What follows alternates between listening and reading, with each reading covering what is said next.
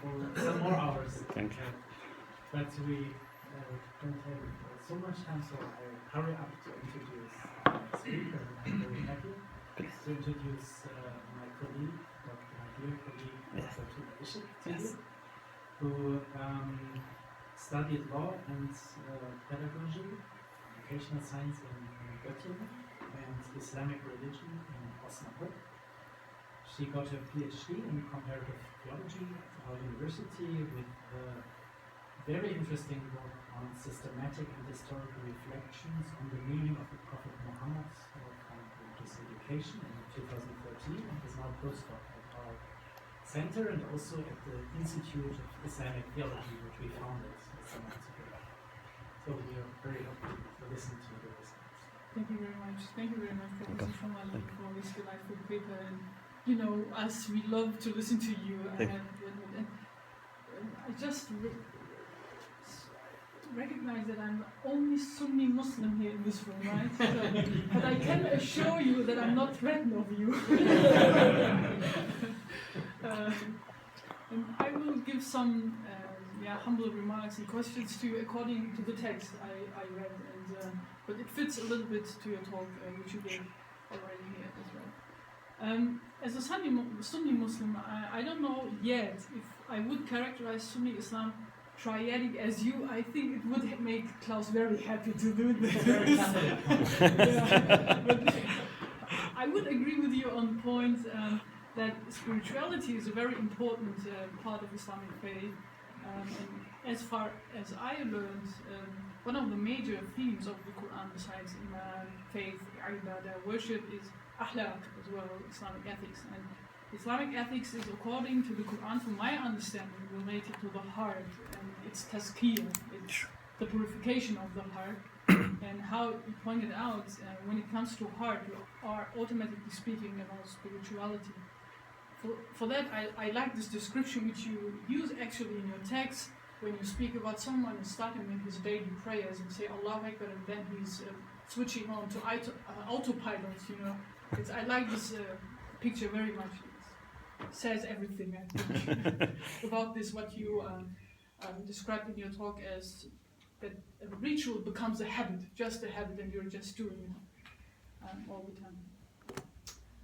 The Quran says in chapter 26, verse 88 till 89, the day when neither wealth nor children shall be of any benefit to anyone except one who comes to God with a sound heart.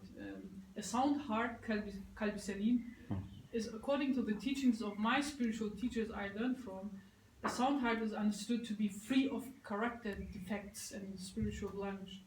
And because God speaks in the Quran of different kinds of hearts, a rusty heart, a fossilized heart, a locked heart, that means that there is a necessity for purifying such a heart.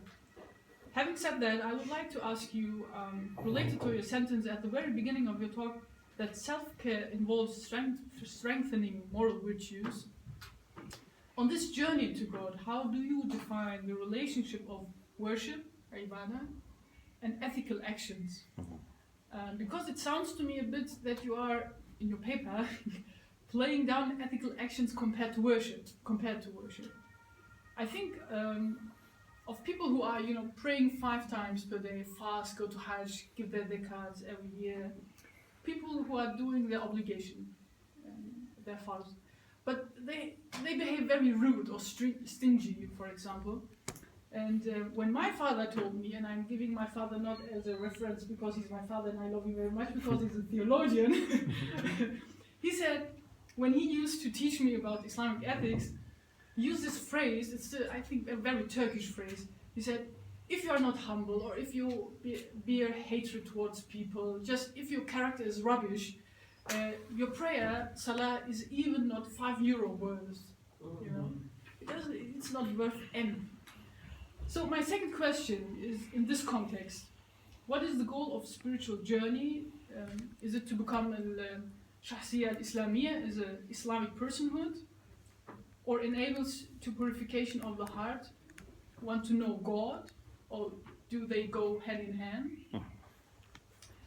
And I also ask this because your explanation about whoever knows him or herself has known his Lord.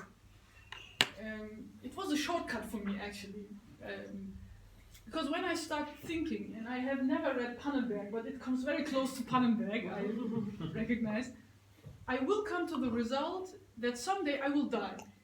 That means I am ultimately, and I am limited. This notion or this concept of being ultimate refers to a second notion of something it is eternal and unlimited, absolute, something that is bigger than me. And if I call this something God, I become aware of my creaturelessness, and that I am dependent, relative. That means for me, self-knowledge, to be aware that I am not perfect, and this conviction has consequences for my action and living. Therefore, self-knowledge, as far as I understood, is the very first starting point for a spiritual journey, but also for refinement of a character or cultivating virtues. And my last question, according to the section Body and Spirit. You didn't mention it now, but you're speaking in your paper about that God says that He breathed into the human being of His Spirit. And I know that now it will be very systematic in my question. You said that we should not think in our human categories of spirit, but then what is it? My question, what is then? Even when I understand spirit as a power, like some Mufassirun did, some scholars, Quranic scholars did, what is the ontology of this spirit? And how is it related to divine essence, to God? There had been, in the context of God's spirit and fitra, a lot of different positions to that. What is the spirit of God? And Ghazali, for example, says, okay, these are the 99 names of God, and so on. So I would love to hear how do you understand? What does it mean, and what does it entail to say that there is a spirit of God in every human being? And I will end with a hadith as well. The Prophet said, whoever has not thanked people has not thanked God. So thank you very much again. Thank you. Thank you very much.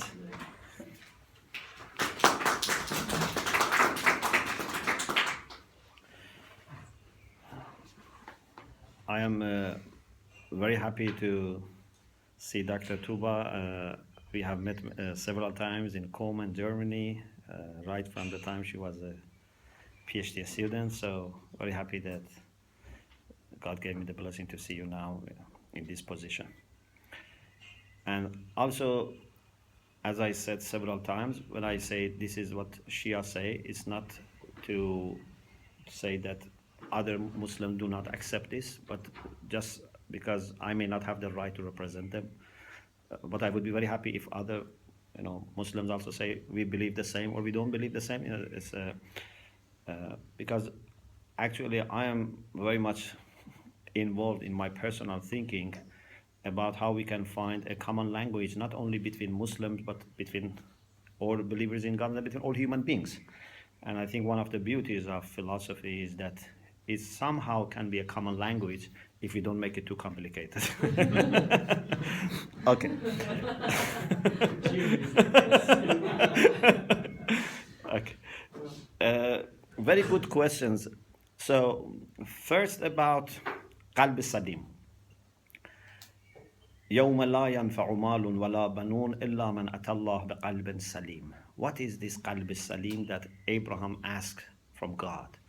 And actually, Abraham was granted that because God says, وَجَاءَ رَبَّهُ بِقَلْبٍ سَلِيمٍ. Scholars have very directly connected this to akhlaq, as you said. It's a matter of purifying one's heart from impurities and deficiencies, from worldly attachments. And the maybe highlight is what Imam Sadiq alayhi salam said about al-qalbu salim in Kafi. He said, al-qalbu salim alladhi yalqa rabbahu wa laysa fiha ahadun siwah. Kullu qalbin fiha shirkun aw shakkun fahuwa saqit. So qalb salim is the one that meets his Lord while there is nothing inside it. It's pure. If there is doubt or polytheism, then that heart has collapsed. So it's very much connected to akhlaq and purification of the soul. The relation between ibadah and ethical actions.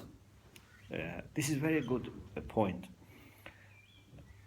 Ibadah cannot be without ethical dimension. But unfortunately, again, because sometimes we take acts of worship void from the spirit, so you can do many years of prayer, for example, but not making any progress. Because we have evacuated it from the spirit. So it's very important not to underestimate the acts of worship. Because unfortunately, some people, when they hear these things, they say, okay, so these are not very important. No, these are very, very important. But there is a requirement of knowing what you do and why you do this.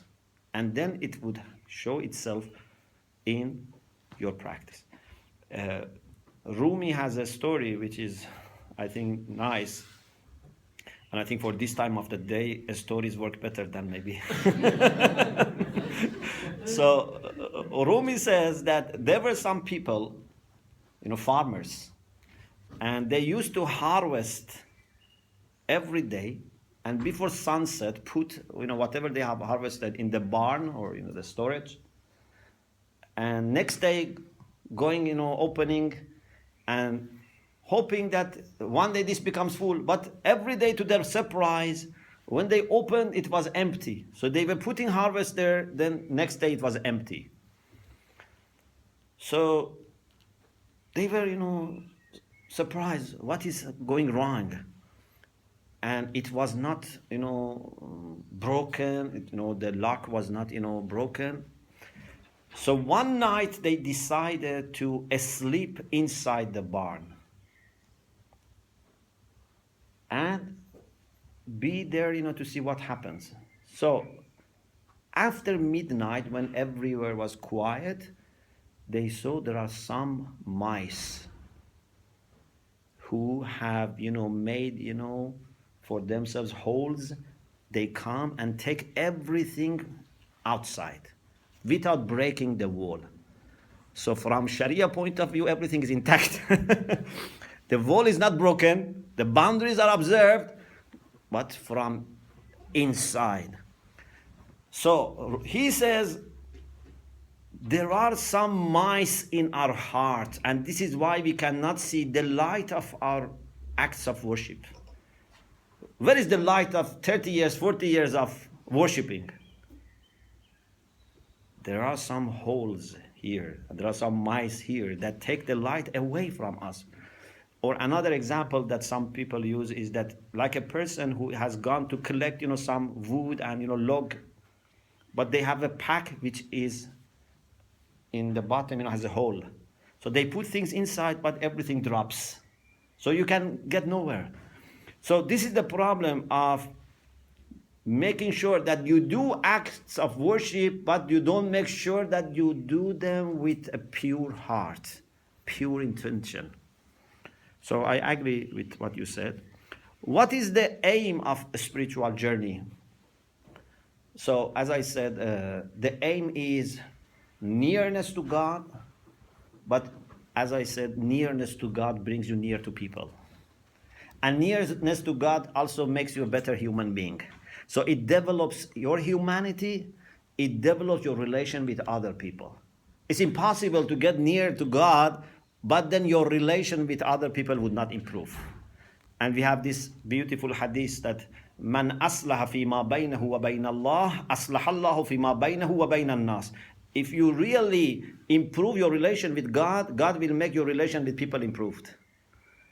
So it must be a misunderstanding if someone feels that he's closer to God, but he has problem with everyone.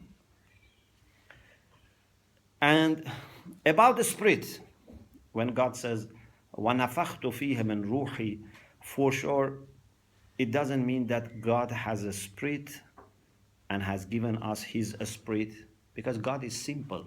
God is basit, he has no part. God, he has no, body and spirit. God is absolutely simple. So why he calls human spirit his spirit? We call this al-idafatu tashrifiyya. This is to honor. For example, every place belongs to God, but we say the masjid is house of God. Or every day belongs to God, but there are certain days that we say these are ayyamullah, days of God, in which important events took place. So human spirit is so honored by God that God attributes it to himself. So وَنَفَخْتُ فِيهَ مِنْ رُوحِي, it means that he has honored human spirit by saying that this is my spirit. What makes human spirit special? Then there is discussion here, but perhaps we can say at least one aspect of it which we understand from the Quran is the unlimited capacity of human spirit for knowledge. Because when God wanted to demonstrate to the angels why he chose Adam as his vicegerent, demonstrated this by Adam's capacity for learning all the names. وَعَلَّمَ آدَمَ الْأَسْمَاءَ كُلَّهَا. So, human beings in their spirit have capacity for infinite knowledge. Some things that I say, sometimes I say only God is infinite. Okay? God is only infinite. But there is one similarity between us and God. We are also infinite. God has made us also infinite, but infinite in capacity. We will never become actually infinite, but there is something special in humanity, and that is infinite capacity. And I think this is what makes us vicegerent of God. Thank you so much. Welcome. Very helpful response, and the floor is open for discussion. Maybe we have, I see 4 people now who would like to talk. So maybe, I know it's, you have a lot of things to share with us.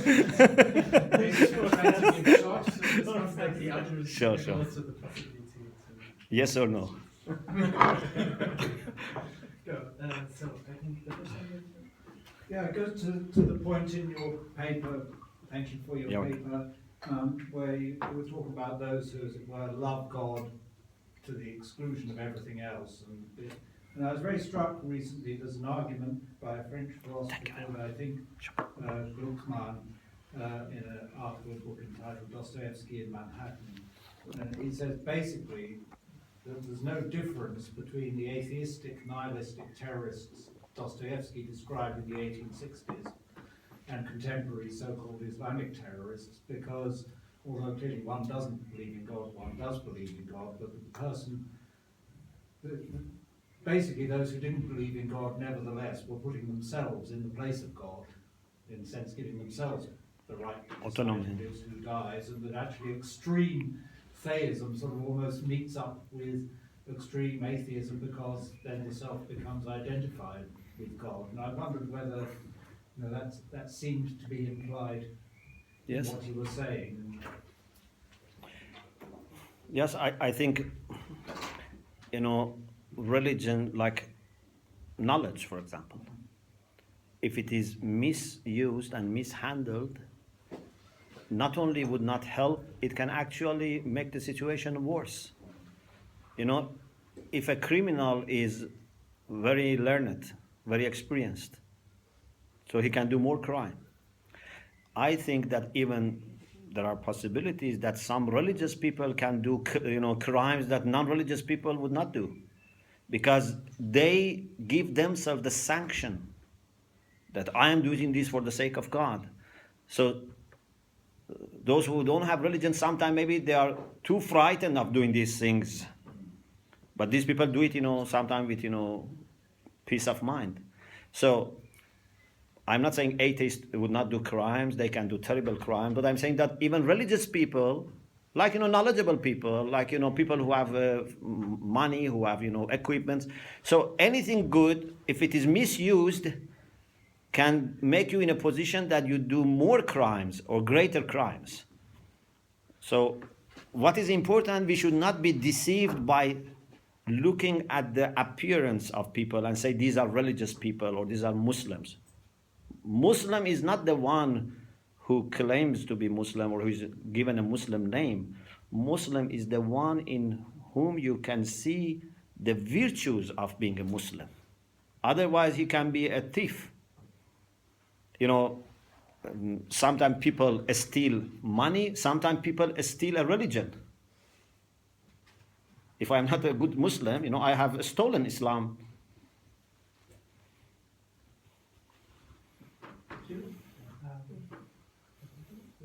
Thank you. There's so many amazing connections between these tensions that you're describing in Islam and the tensions I find in Judaism and in my own practice. And so thank you for speaking so eloquently. I was left with several questions. I know we don't have a lot of time, so I'll throw them out and you can decide what you want to respond to. One was about this tension between obligation and duty and doing your obligations and having the right intention while doing them. It's something that we struggle with a lot in Jewish thinking, and in rabbinic thought, there's a idea that there's a role for doing the obligation even when your intention is not ready, is not in the right place, because by doing the obligation, your intention will follow. So I'm wondering if you have thoughts, if there's something similar in Islamic teaching. And even in Jewish thought, there's an idea that you could do the obligation for a sake of reward from God. That's a sort of lower level intention. It's not a purified heart yet. But if that gets you to do the obligation, that's good, and then you will hopefully grow into a more pure form of doing. Then one of the other things I was wondering about is you spoke about justice or equity as one of the major tenets of Islam for you, and I wondered where the role of love and compassion, or how justice is related to love and compassion, and how do they mutually inform one another. And then finally, I was really intrigued by the comment about Adam and the names, and learning the names and how this teaches sort of the infinite capacity of human beings. And I just wanted to lift up a midrash, a rabbinic teaching, that Adam, part of the reason that, the way that we know that Adam is given vice regency, right, is that it's not that he learned the names, but that he was given the opportunity to name the animals. And that's what sets Adam apart from the angels. God asks the angels, what are all these animals called? And they don't know how to name them. But when God asks Adam, Adam is able to name all of the animals. And then God turns to Adam and says, and what is my name? And Adam also then names God. So there's this sort of in capacity for naming is also a Jewish teaching. But rather than learning it from God, it's as if God has innately given us that capacity, and it's in relation to God that we, and in relation to the animals that we actually name and create what they are in some sense. Thank you very much. About performing duties and intention, a great part of Islamic teaching on morality is about intention. Actually, we believe that intention is the basis of the action. The hadith says, "An-niyatu asasul amal." More important, in my understanding, more important than action is the intention. Intention is in your hand, but action is not necessarily in your hand. And the success of people in spirituality comes from having better intention, not necessarily from better action, although you should do your best to have better action, but it's not always in your hand. And lots of things, I think we can discuss about intention, from Islamic spirituality. Whether we should do something if we don't have good intention or not, it depends. If it is something that by itself is good, so you should do it, but meanwhile you should try to improve your intention. For example, if there are poor people who are in need of my help, I cannot say I don't help you because I'm not sure about my intention. Right. You have to help them, and in this process you try to improve your intention. Yeah? Yes. Uh-huh. But there are things that you should only do when you have good intention. And there are things that you should not do even if you have good intention.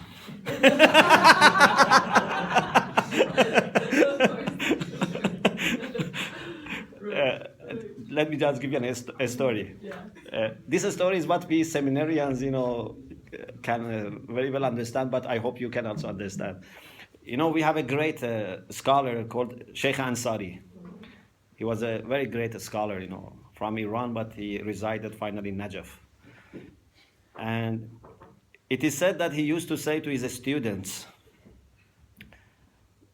accept to be leader of the prayer, imam of masjid, only when you are sure your intention is good. If you are not sure about your intention, don't do it. Accept to teach even if you are not sure your intention is good. Because at least some people learn, you also by teaching you will learn. But never accept to become a judge even if you have good intention. Because a big responsibility, as long as there are other people, so this is why, we are running away, Some people, say, why, for example, Muslim women cannot become judge according to some jurists. I say, you don't understand, what is the headache of being a judge. We all run away from being judge. If you give me $100,000, per month, I don't accept to become judge. So, he said, don't become a judge even if you have good intention. So, depends on the situation. Regarding doing something for the sake of reward. Yes, this can be one level of good intention, but it's not the best intention, because the best intention is that you do something not in order to gain something worldly or even from the reward, or not to, for example, do it out of the fear. You do something just because you think that is pleasing to God, something that is good. And about justice and love and compassion. In modern English, as soon as we say justice, it brings to mind that there is a criminal that we want to bring him to justice. So it's more a matter of, like kind of judiciary justice. But in Islam, when we say justice, justice is not a matter of, bringing a person to justice. It's righteousness. And for sure, part of it's love. You cannot be denying people love and care if you want to be just in this sense. So love is very important. Even I believe that you cannot grow in your humanity if you don't develop love and compassion for others in yourself. We need to love and we need to be loved. I think human being, when doesn't love or doesn't receive love, is not growing. It's a part of our nutrition, that we have to love and we have to be loved. Thank you, Mohammed. Yes, thank you for the very nice discussion with too many points to talk about. I just want to probe a little bit about the fundamentality of the different virtues. Especially in Rome, people like to build trees, trees of concepts in different ways. And this was very good that you mentioned that, all right, in the Greek tradition we have this division of the virtues on the basis of the psychological faculties since Plato. The Orpha, the Sufis, had this idea of ordering the virtues according to what's needed on the spiritual path to get to higher and higher levels. And you said, well, I want to find something else that's based on the fundamentality of the virtue. But the which fundamentality? I mean, here again, it seems that we could talk about logical relations, like we could do some kind of conceptual analysis, so you like this stuff, right? Conceptual analysis of each of the virtues, and then say which one comes where, or something like this. Another way would be to look at psychology and say, from a psychological point of view, which ones do you need as a basis for other ones? There could also be a division on the basis of normativity. I mean, social condemnation and praise for things. Which ones would be more the focus of a basis for the practice of instituting the various norms associated with them? And these are just kind of ideas that I'm throwing out Sure. that maybe could help you in Yes. further developing Yes, this yes. idea of which kind of fundamentality. This is very important. Thank you very much. I mean by fundamentality that value is the most central on which other values are built. Because, we had a discussion in COM with some people, some scholars who were going to write a compiled encyclopedia about prophets' ethics. And they tried to have a comprehensive list of the virtues of the prophet. But I said, I think that this was the beginning of this idea, it's maybe 8 years ago. I said, I think although the prophet had different virtues, but I don't think he acquired them one by one. It's not that for the prophet this was 40 things or 50 things, as we read in the books on ethics, or manazil.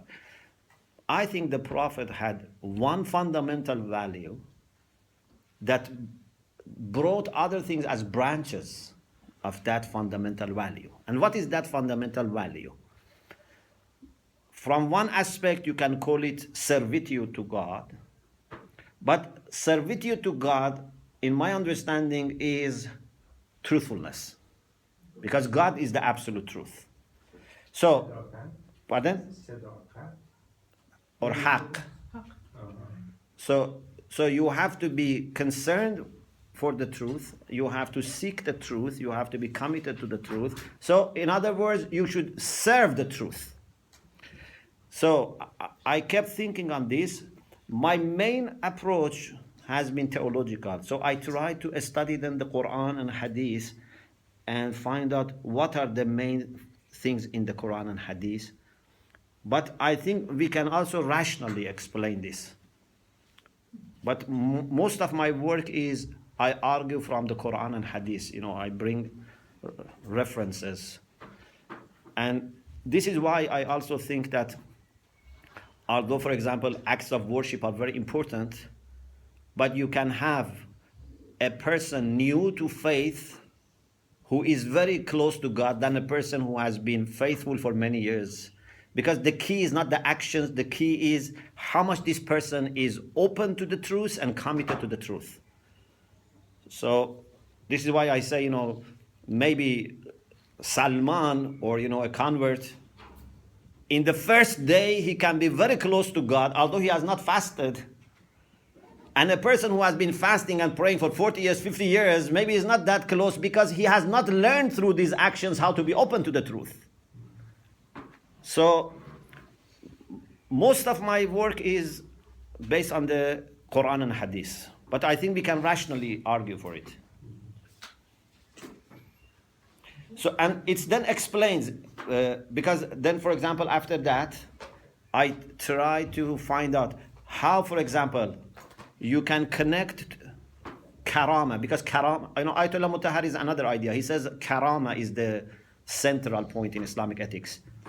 And then I have tried to explain how karama comes from this. And even I have found, some, thing from hadith. Or, for example, one thing which is very, very important for me is insaf, fairness. That between you and another person, you don't take your own side, which is very difficult. It's a very high level of justice. That between you and another person, you are not biased. And then I found that not only in my understanding, but in the hadith, it's related to haq, or loyalty, wafa. So all these things go back to that. And excuse me if I can just shortly continue. Sure. There's this, in some of Chirik's works, he gives the impression that for him the central virtue is ihsan. And he tries to show that once you get beyond the basic stage of Iman and Islam. Then you get to a stage of Islam, and this is where ethics comes in. My own readings, I'm very much interested in this idea of ikhlas. And I think lots of things come out of this idea of ikhlas. And ikhlas goes back to truth. Well, see, this is the problem. I would say truth goes back to ikhlas. No, because you purify why? How would you translate ikhlas? Ikhlas is Sincerity. purification, purity. Yeah. Especially when you do, it goes back to this idea of the intention. When you're acting out of pure intentions, you've achieved a kind of ikhlas. If I'm doing my action, Only for truth. You know, yeah. the core point in all these things is to accept that there is something greater than you, and that is truth. Everything goes back to this, that you accept there is something greater than you. Just one sentence. Please, One sentence. please. From Edith Stein. Edith Stein said that anyone who is sincerely searching for the truth is searching for God, whether they know it or not. Sure. Yes. So we are nearly at the end of time, but maybe we can have one. Yeah, and I think I'll be brief. Going along with this as well, you said that the fundamental value of Islam is truthfulness, servitude to God. And then a little later you talked about how love is the core of spirituality. Do you distinguish between love and truthfulness, or are they synonymous with each other, or does love proceed from truthfulness, and why would it? The point about truthfulness is my claim. Maybe you don't find this very common or at all. You find emphasis on love everywhere. But my understanding is that even love originates from truthfulness. Otherwise, How? yeah. Because what is real love? Real love means that there is something valuable, that you acknowledge its value. Why some people fail to love God? It's because either they don't recognize that real beauty which is there, or if they recognize, they don't want to accept it. So all goes back to acknowledgement of the truth. But when I say truth, truth is not just a truth in a sentence or preposition. When I say by truth, I mean reality. And I believe every truth is a branch of that absolute truth. So even when I give, for example, lectures for community, I say if there is an issue between you and your husband or wife and you don't accept, you have problem with God. Because don't say this is a truth between me and her. Every single truth is coming from God. So in this extent, you are not showing servitude to God. So a true servant of God, no matter who says the truth, he would be more than happy to welcome the truth. Not just accept, you have to welcome the truth. I think this is servitude to God. Thank you. We have some more people on the list, like Tuba and me as well, but I think we have to take the break now. But you saw it was so interesting for us to discuss with you. That you Thank want to continue. Thank you. But we can do it during the coffee break. Sure. Later, because we stay together. So thank you very much. Thank you. Thank you. Thank you very much.